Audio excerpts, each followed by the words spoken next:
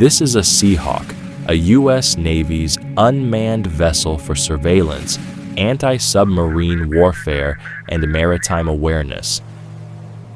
As of early 2026, the Seahawk has transitioned from an experimental platform to an operational asset and is slated to deploy as part of a carrier strike group.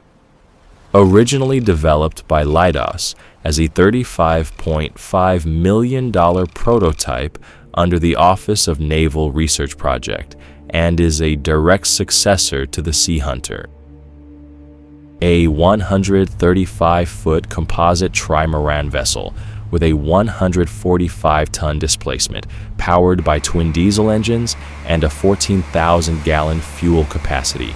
It offers high-speed stability with transoceanic range, reaching up to 27 knots and about 10,000 nautical miles.